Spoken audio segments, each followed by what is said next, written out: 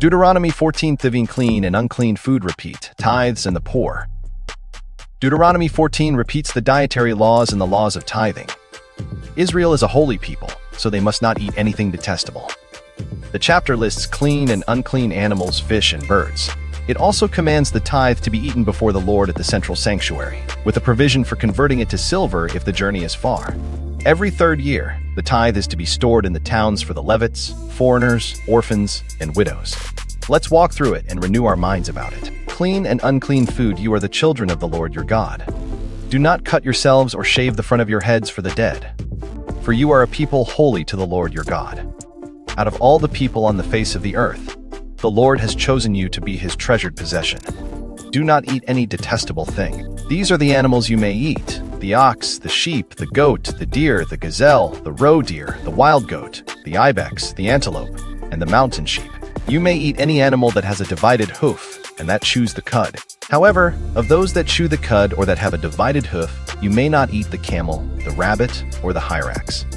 Although they chew the cud, they do not have a divided hoof. They are ceremonially unclean for you. The pig is also unclean. Although it has a divided hoof, it does not chew the cud. You are not to eat their meat or touch their carcasses. Of all the creatures living in the water, you may eat any that have fins and scales. But anything that does not have fins and scales you may not eat. For you, it is unclean. You may eat any clean bird, but these you may not eat: the eagle, the vulture, the black vulture, the red kite, the black kite, any kind of falcon, any kind of raven, the horned owl, the screech owl, the gull, any kind of hawk, the little owl, the great owl, the white owl, the desert owl, the osprey, the cormorant, the stork, any kind of heron, the hoopoe, and the bat. All flying insects are unclean to you. Do not eat them. But any winged creature that is clean you may eat. Do not eat anything you find already dead. You may give it to the foreigner residing in any of your towns, and they may eat it, or you may sell it to any other foreigner. But you are a people holy to the Lord your God. Do not cook a young goat in its mother's milk. Tithes, be sure to set aside 1/10 of all that your fields produce each year.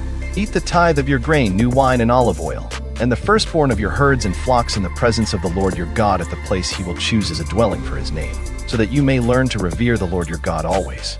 But if that place is too distant, and you have been blessed by the Lord your God, cannot carry your tithe, because the place where the Lord will choose to put his name is so far away, then exchange your tithe for silver, and take the silver with you, and go to the place the Lord your God will choose.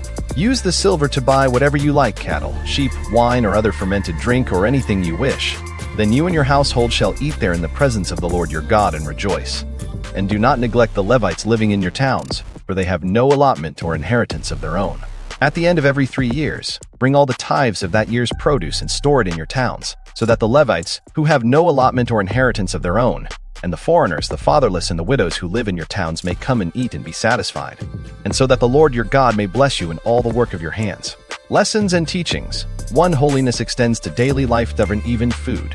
Do not eat any detestable thing. 14.3. The dietary laws were a daily reminder of Israel's separation. For us, our choices including what we consume reflect our identity in Christ. 2. The dietary laws taught Israel to distinguish. You may eat, but you must not eat. 14.4.20.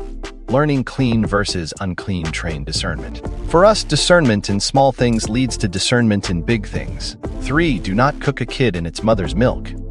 Do not cook a young goat in its mother's milk. 2:21 p.m.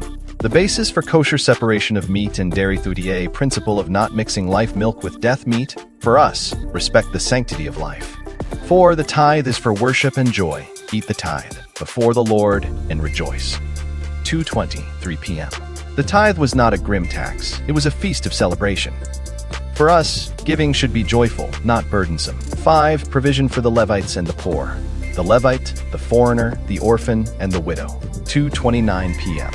The third-year tithe was charity. For us, God's provision flows through his people to the vulnerable. 6. Obedience in the tithe brings blessing. Then the Lord your God will bless you. 2:29 p.m. God's blessing is tied to generosity. For us, trust God's economy, thought and give, and he will bless. Stay tuned as we move to the next chapter of the book Deuteronomy. Subscribe, like, comment, and hit notification button for more videos, more Bible study, and more Bible knowledge. We are glad you are on board.